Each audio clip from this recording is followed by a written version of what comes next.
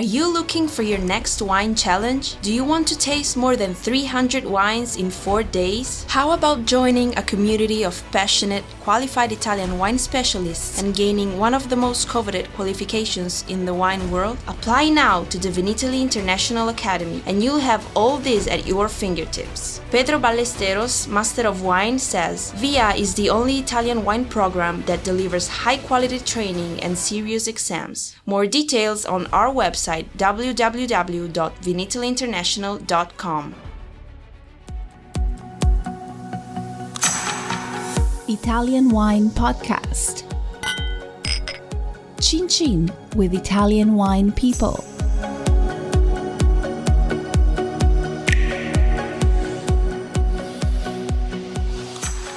Hello, this is the Italian Wine Podcast with me, Monty, Waldin. My guest today is Matilde Poggi. Matilde's family estate is called Le Fraghe, and it's in Cavaillon Veronese in Verona province in the Veneto region of northeastern Italy.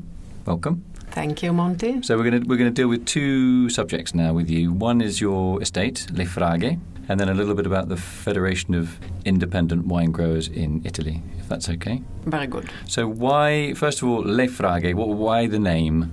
Le Fraghe means in our dialect strawberries. So when I started winemaking in 1984, this winery, it was a family one, and we did not know where this name came from.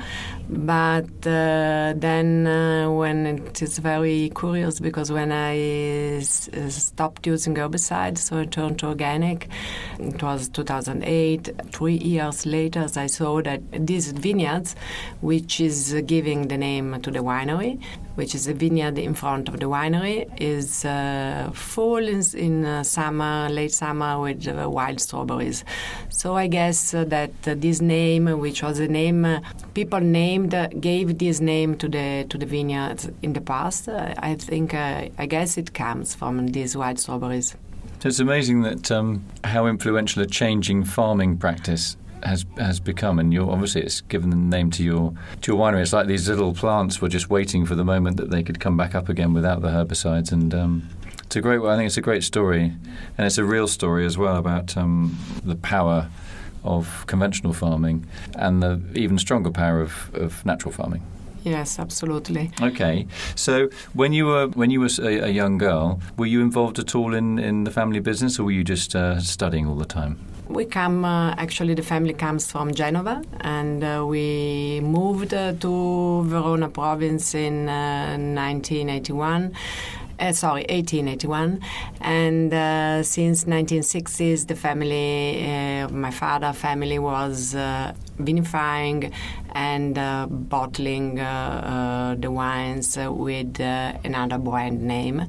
So I remember when I was a child, so we lived, all my life I lived where I am now, so in the countryside, and I remember when I was a child, after school in the afternoon, because at that time there was no school in the afternoon, just in the morning, and we went harvesting, and then during holidays we helped the winery, maybe labeling and making sets. Everything was made by hand at that time. So, and I really liked going to the vineyards, and I was very much impressed on how the vines are changing during these 4 seasons. So, and every year they are coming, they are starting again. Of course, this is normal for every plant, for every tree.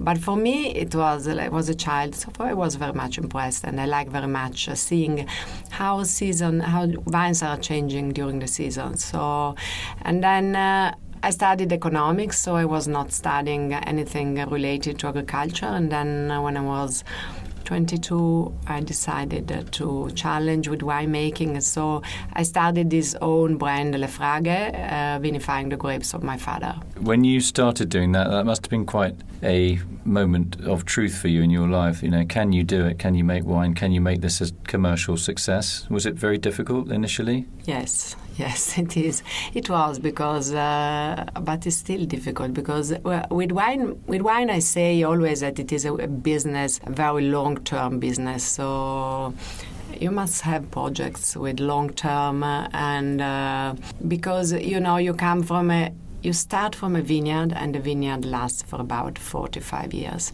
And then every year you have to challenge with something new, because every year new grapes, new season, new climate, new weather conditions. Every year you have to look at the grapes, to try to see the plants, to see the vineyard, how it is, and you must challenge with it. So you must take the best from these grapes, but every year is different. So 35 harvests I've done so far, and nothing at all, because every year I have to learn, and I'm still learning. And so in a normal job, so 35 years is a lot of time, but in wine is really nothing. Okay, let's talk about some of the grape varieties you work with. You have a white wine called Camporengo. Why is it called Camporengo, and why is it? What is it made from? Camporengo is made from Garganega. So Camporengo is the name of the vineyard, and Garganega is the grape, which is an indigenous grape of Verona, very much used to make a Soave, so very famous appellation. In my area, I am close to Lake Garda. There was always some Garganega grapes in the vineyards, but there was a small amount, so maybe 15%, and it was vinified together with red grapes to make Bardolino, which is a red wine. And I decided in 19. My father planted some Chardonnay, and I took it off, and I planted some Garganega in 1992 because I wanted to have a white wine made with indigenous grapes, and very happy with it. It is a typical Garganega, although our soil, which is a moraine, so we have a lot of stones in our vineyards, is very different from Soave, which is more volcano. So it is a typical Garganega, although it's much different from Soave. So is it more full-bodied? Is it lighter? Has it got higher acidity? No, it is. I think that Garganega in Soave is more rich, maybe. Mine is more straight on and a little bit more higher acidity, and no sugars at all, because I like very much dry wines. So.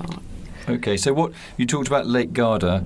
What influence does that have on the vineyards in terms of maturation and humidity and heat? Lake Garda is the biggest lake in Italy and one of the biggest in Europe, but it's very deep.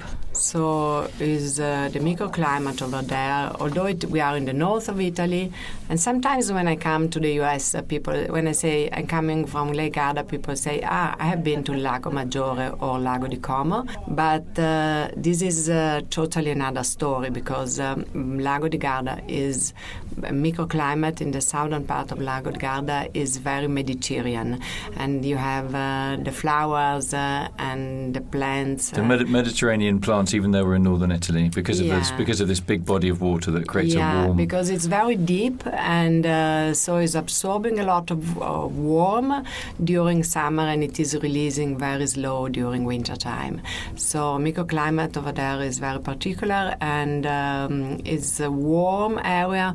Although I am maybe in the coolest area of Bardolino. I'm much more to the north of the area, and it is also very windy, because we are at the end, we are very close to River Adige Valley, and from the River Adige Valley there is a lot of wind coming from the north and bringing fresh air and cool air.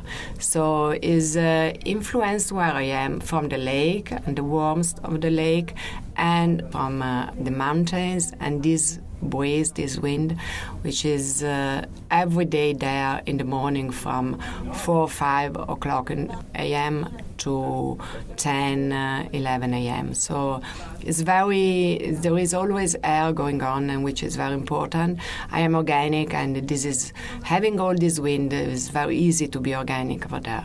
Okay. You make what's called Chiaretto, Bardolino Chiaretto. Rodon is the name of the wine, and it's made, I think, from Corvina mainly and Rondinella. What is that? Is it a red? Is it a deep rosé? A light rosé? What is it? It's a very light rosé, and this is very traditional in our area to make rosé wine. And actually, Bardolino Chiaretto is the biggest appellation for rosé in Italy. And we make it with 80% Corvina, 20 Rondinella, Sagné with just 6 hours skin contact. Do you ferment them together or separately? Separate, because they grow, so they ripe at a different time. Normally there is a 10 days difference between Corvina and Rondinella ripening time. So you pick Corvina first? Yeah. And then Rondinella? Yes. So what are the typical flavours of Corvina? What does it give? Does it give body and black fruit, or Rondinella light with red fruit? How does it work? Corvina is among the two, Corvina is much more considered the best, so gives more tannins, more spicy, and is a little bit more difficult to cultivate because has small bunches but closed, and the skin is very thin. Yeah. So it's a little bit more difficult to cultivate, but it's giving this spiciness to both to rosé and red, which is for me very interesting. So I like that very much. And maybe Rondinella is giving more the fruity and some salt to the wines. And I really like these two grapes. They are giving very, very nice wines. I like because they are light. The rosé is light but very straight, very bright acidity, and of course no sugars left. And do you drink that with food or on its own? I would drink it a lot as aperitivo or also with food. It pairs very good with everything.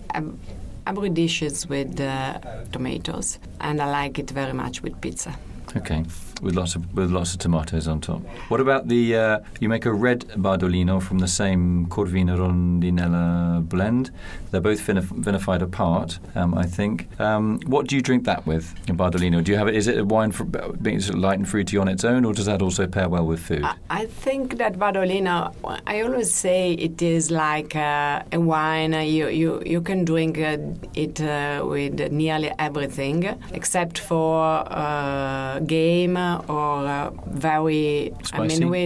Very spicy meat is not so much, but otherwise you can have it with pasta, with soups, white meat, fresh cheese, and also with fish. And I suggest always to drink it a little bit cooler, so not say like a white or a rosé, but 15 degrees, 16 degrees Celsius, which means if you are at home, just half an hour in the fridge, and then it is perfect. Because if it is a wine with a very delicate tannins, so not too much tannins, and so if you drink it a little bit cooler, it is you can appreciate much more the spicy and the fruity. So that's great. If you're a sommelier and you've got Bardolino red on the menu, you know exactly what to recommend your clients when they're choosing their food. So you also do a Bardolino Classico called Brol Grande. What is Brol Grande? Is it the name of a place or a fantasy name? No, it's the name of the vineyard.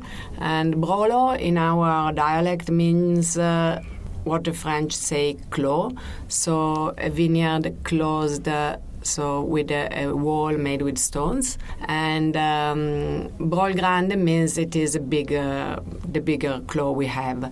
This is a single vineyard wine, Corvina always and Rondinella, always majority of Corvina to Rondinella. And I vinified it separate since 2011 because I've seen that this vineyard has always done very good grapes to make the red Bardolino, not the rosé, and so I decided to keep it separate, and then it is vinified like our Bardolino, but then it is aged partially in big oak, 40 hectoliters oak, old one, so neutral. And since 2018, Brol Grande, which is not yet released, was vinified and aged just in concrete. Okay, now you're a member of FIVI. What is FIVI? FIVI means Federazione Italiana Vignaioli Indipendenti, so it is the Association of Independent Wine Growers all over Italy. We are now 1,300 members, and I am the president since 2013. We are making lobbying, so at the institutional level, we are stakeholders. So we bring the voice of small independent wine growers, so which are the wine growers are independent because they have their own vineyards, they vinify their grapes, they bottle the wine, and then they sell directly, so personally, their bottles.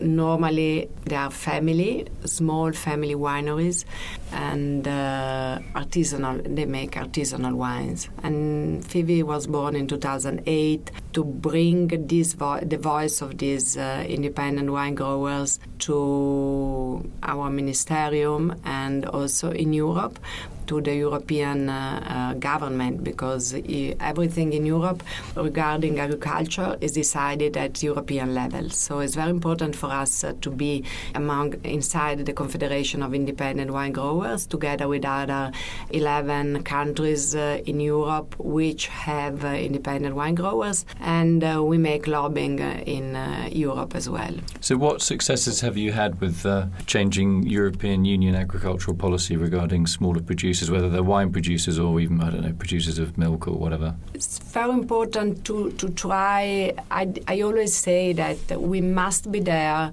when the law is going to be decided, because sometimes it is enough to change one comma and bring it to the next word, to change the law and give evidence to these wineries, which are very particular, because we don't buy bulk wines and we bottle as soon as the market is going to ask for it, but we start from our vineyards. So we must bring, and we want to be protected when we make our job, which is to bring the identity of this terroir to the bottle, and we want to be protected. Sometimes Europe decided to make some laws which put the small artisanal producers out of the market. This is what we don't want to disappear. So what kind of rule are you talking about when you say that edicts have been passed that have not helped the smaller independent growers, whether they're normal farmers or wine growers or fruit growers? What sort of thing are you angry about? We always have to fight against bureaucracy, because bureaucracy for small wineries or big wineries is the same. The paperwork is the same, and for a big winery is much easier because normally they have some people working for them, and they are just engaged to work to make bureaucracy.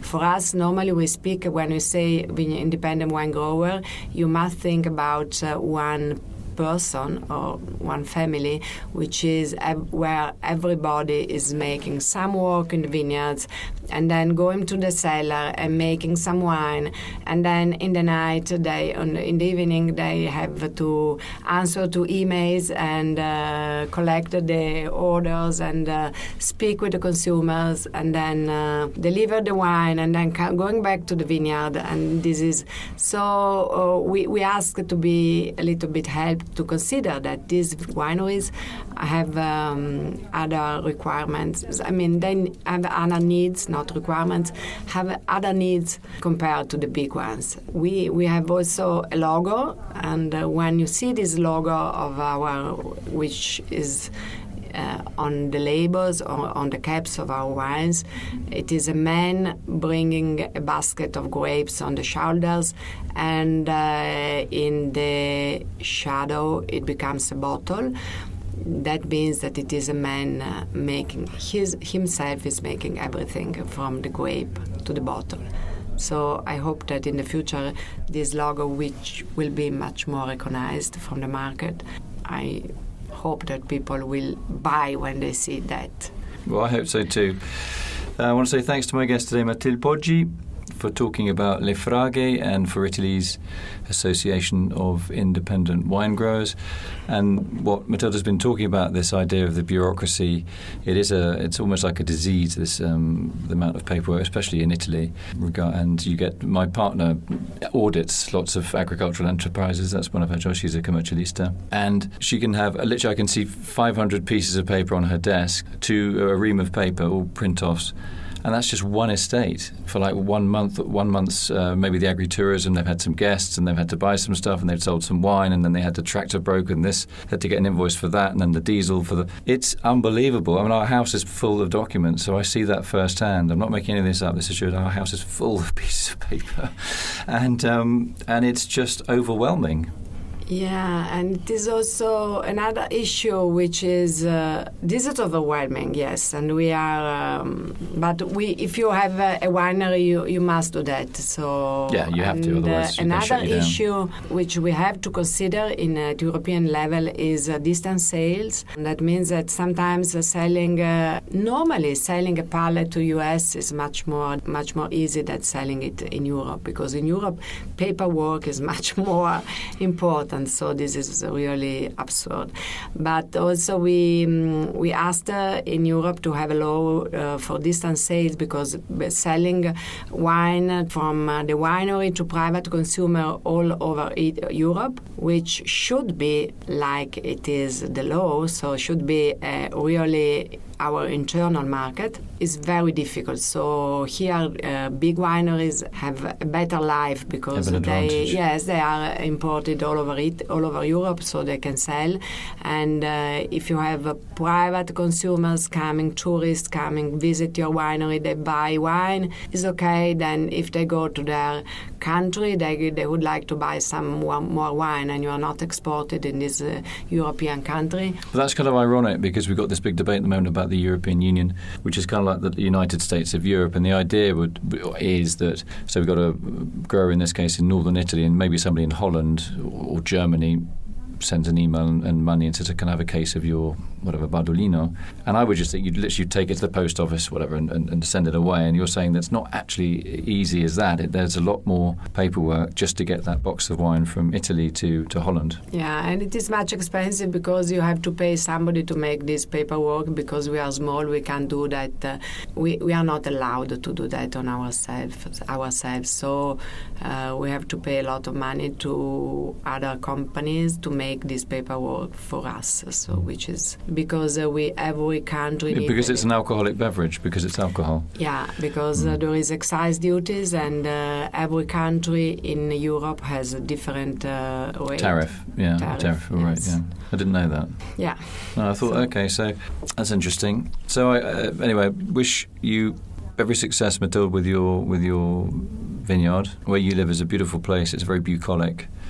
And it feels really natural. I mean that in the widest sense of the word. It's not a winery that's been spruced up for fancy coach parties or fancy journalists. It's a step back in time, but in the best sense of the word. And the FIVI organisation, the Independent Wine Growers of Italy, have been very lucky having you as their leader and president. You know, you're articulate, you're coherent, you're passionate, and also your personal story shows that you're absolutely authentic in what you do. Thank you. Thank you very much.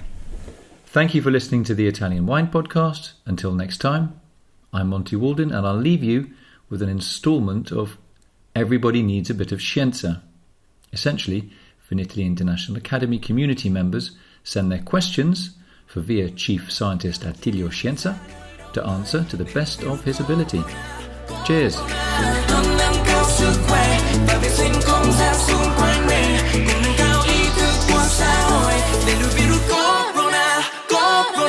Good morning, Vietnam. Good morning, Italian Wine Podcast. He just told me that it's...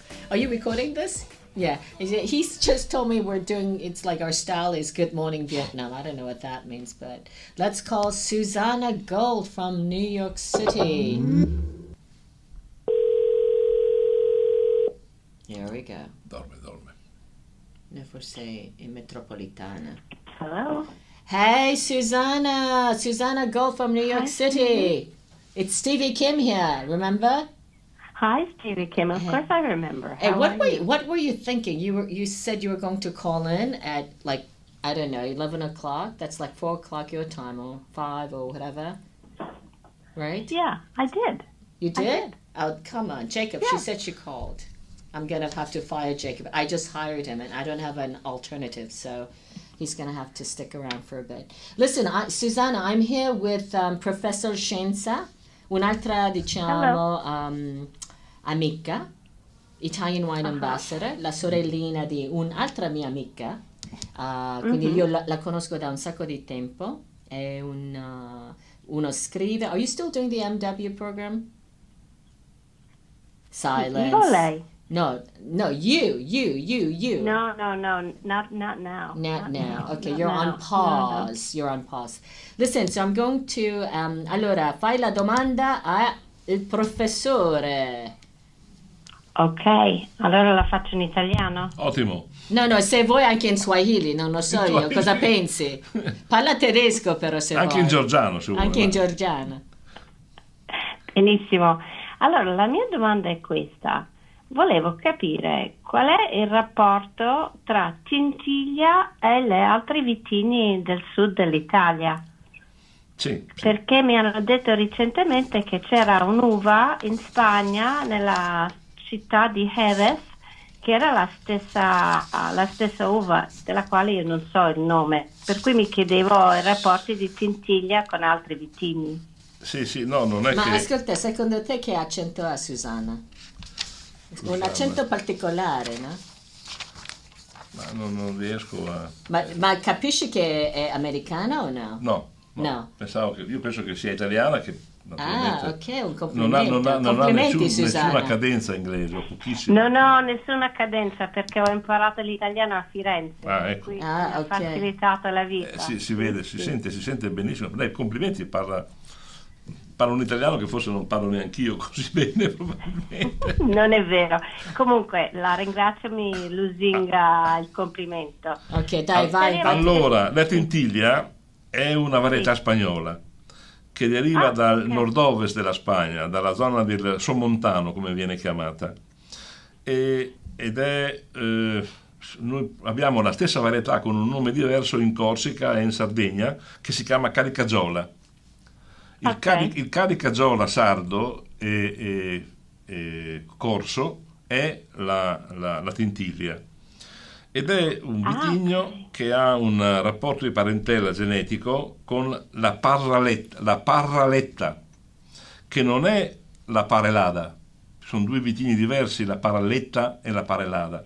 La Tintiglia è imparentata con la Parraletta. Quindi, Che è questo vitigno spagnolo? è spagnolo, è arrivata con la Spagna in Italia la Tintiglia. Anche la parola stessa, Tintiglia, si riferisce a tinto, si riferisce a vino rosso, quindi è un vitigno che ha molto colore. Tintiglia ha questa parola, come noi, non so, potremmo chiamare un nerello per esempio, perché non ha un colore molto scuro il nerello come vino. I nerelli non sono i neri sono vitigni che danno colore in Italia, mentre i nerelli sono vitigni che danno colori più sfumati. La Tintiglia per gli spagnoli è un vitigno che dà molto colore. Ma dove vengono piantate in Italia? In Italia è Molise, solo il Molise. Dov'è Molise? Il Molise No, era una battuta, Tiglio, dai, fatto pazienza. Ok. Ma sì, scusami. Io gli spiegavo sai bene i confini del Molise. No, una volta io sono passata in auto con un gruppo di ragazzi e parliamo di Molise, ho detto, ma dov'è Molise? E loro hanno detto, ma l'abbiamo già attraversata Molise. Non c'è mica scritto sui muri. Sì, esatto. Questo è Molise. Però sai che hanno fatto una grande pubblicità recente. Susannah, sei tu forse me l'hai detto che stanno offrendo i soldi, un finanziamento per andare a vivere a Molise. Tantissime persone. Ci sono moltissimi paesi abbandonati. Ci sono molti paesi abbandonati nell'Appennino molisano, molto belli, che praticamente sono quasi gratuiti, addirittura offrono per un valore simbolico di €1 una casa alle persone che vogliono a tornare a vivere lì, che possono sistemarsela praticamente, gliela regalano.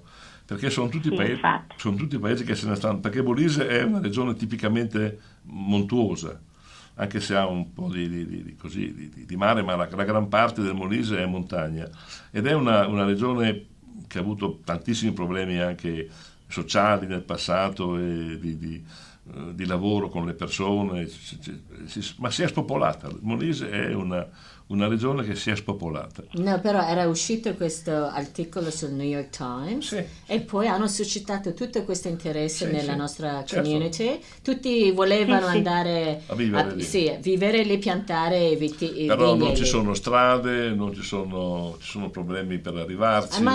Esatto, è la parte romantica, Sì, no, ma dell'Italia. dopo 2 settimane i romantici tornano a casa, però 2 settimane stanno tutti romantici. Poi Però diventano- magari ci andiamo tutti ora perché c'è questa Poi quando si virus. accorgono che non c'è la corrente, che non c'è l'acqua, che non ci sono le fogne, che non ci sono le strade, che l'ospedale più vicino è a 4 ore di distanza, che per andare a comprare il pane ci vogliono minimo 2 ore, a quel punto lì il romantico diventa... No, ma ci sono i romantici Sì, che fanno sì, questa sì. roba Io qua. ho tanti studenti che si sono laureati e poi hanno pensato di andare a fare i contadini come una volta, no? Con la zappa, il cavallo, le galline, la capra, eccetera, eccetera. 2 mesi sono Sì, a durati. McDonald had a farm. 2 mesi Yeah, sono yeah, yeah. durati. E poi sono scappati, sì? Non ce n'è più nessuno di quelli lì in campagna. Comunque, listen, Susannah, come va con il coronavirus lì? Oddio, parliamo dell'altra mia domanda. Sì. Quella è quella She's so politically è quella dei correct, terreni eh? vulcanici, se non sbaglio, no? Sì, fai la domanda. Allora, la mia domanda è: il suolo vulcanico, della quale parliamo tutti ultimamente, cosa porta al vino? Cioè, cosa troviamo nel bicchiere?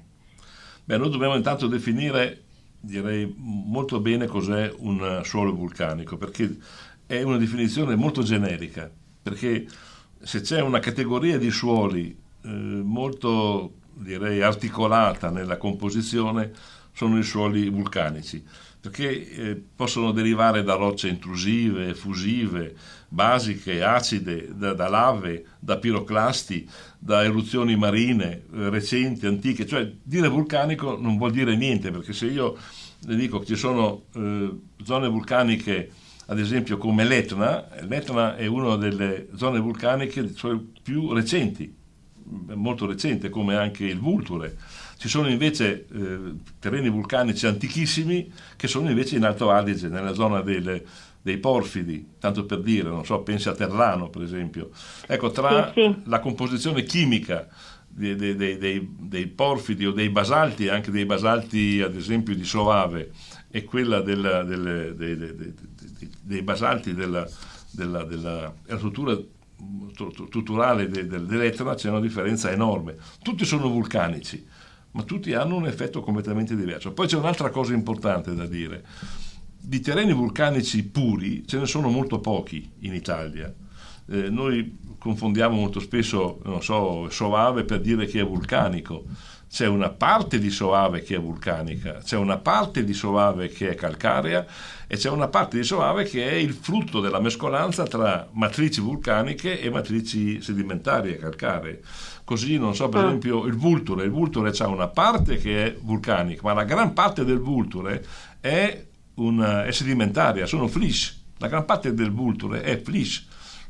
Perché? Perché le eruzioni che sono avvenute nel Vulture, come quelle che sono avvenute nella zona di Soave, sono tutte eruzioni marine sotterranee, sottomarine. No, basta battere il tavolo. Cioè l'esplosione del vulcano ha provocato l'uscita della lava, la quale poi si è nel tempo mescolata con i sedimenti del mare. Vulcanici puri ci sono, ad esempio, l'Etna, ecco, quello è vulcanico puro, o i terreni vulcanici dell'Alto Adige, quelli sono puri, tutti gli altri sono variamente mescolati. Ad esempio anche lei citava l'Irpinia. Ecco, l'Irpinia, la zona dei Taurasi per esempio, che è la zona così che nell'immaginario popolare è una zona vulcanica, la quota di zona vulcanica nella DOCG di Taurasi è la parte più piccola.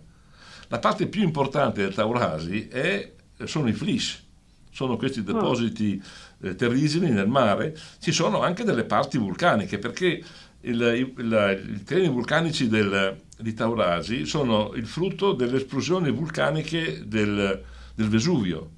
Non c'era un vulcano a Taurasi, sono i materiali lanciati, i piroclasti lanciati dal Vesuvio che si sono depositati nella zona di Taurasi e poi sono stati variamente mescolati con i depositi del mare, perché in una fase successiva il mare si è innalzato e ha coperto. Adesso con l'erosione hanno scoperto le parti vulcaniche e sono riemerse le parti vulcaniche, ma sono depositi che vengono in gran parte da queste ceneri lanciate dal Vesuvio, che ha lanciato ceneri fino alla Siberia. Hanno trovato ceneri del Vesuvio fino in Siberia, per dire Wow. la distanza che può coprire una cenere. Sono enormi. Allora i terreni vulcanici dell'Irpinia, che noi diciamo essere poi alla base dei vini del Taurasi, sono una piccola parte rispetto a tutti gli altri terreni. Una parte sono di tipo continentale, come vengono chiamati, sono di origine marina, una parte sono i flysch, una parte poi sono di origine dolomitica, anche questo è importante, e poi una parte piccola sono di origine vulcanica. Allora di terreni vulcanici ce ne sono pochi, la gran parte sono il mix, ed è lì la grande qualità, cioè mettere assieme finalmente le marne di un flysch, i depositi alluvionali o sedimentari di una roccia dolomitica assieme alle ceneri di un vulcano. Questa è l'idea. Dunque, perché i vini vulcanici hanno questa fama più o meno meritata? Intanto perché vengono da zone molto particolari. Lei pensi alle Azzorre, pensi a tanti territori, pensi alla Salina, pensi a Pantelleria, pensi, non so, alla zona attorno al vulcano, attorno al Vesuvio, pensi, non so, sono tutti quanti terreni che sono in ambienti molto difficili, dove la vite fa molta fatica a vivere, quindi dove concentra in modo particolare nell'acino le cose che servono per fare un vino. Comunque bisogna dire che questi suoli sono molto ricchi di microelementi, quindi i microelementi non sono ferro, ma sono anche molibdeno, sono anche vanadio, sono anche zinco, sono anche bromo. Tutti questi microelementi che ruolo hanno? Hanno un ruolo di catalitico. Sono sostanze che non entrano nelle reazioni della pianta, ma le attivano, le energizzano, e molti dei prodotti che poi ritroviamo sono il risultato di queste sintesi. Quindi un terreno vulcanico per sua natura è un terreno molto reattivo, qualcosa che dà alla pianta una grande energia nelle sintesi. Now you understand why he's called a Flishman, right? Mamma mia. Yeah. Okay. No, listen, do you want to repeat your Fantastico. questions also for our listeners in English? You had two questions. I asked those two questions. Do you want me to ask Yeah, them again? can you say that? Yeah, in English. Do you want me to say it in English and he's going to answer me again in English? No, just repeat the question in English. Sure. We can of do course, this like of for course. 10 minutes. You say it in English. I say it in Italian. You say it in English. Okay, just repeat your two questions in English for our listeners, please. Susannah Gold. Of course. So my first question was, what is the relationship between Tintiglia from Molise and other grape varieties from southern Italy? I've heard that there's a relationship between Tintiglia and a grape in Spain, in Jerez. Is that true? And your second one. question was?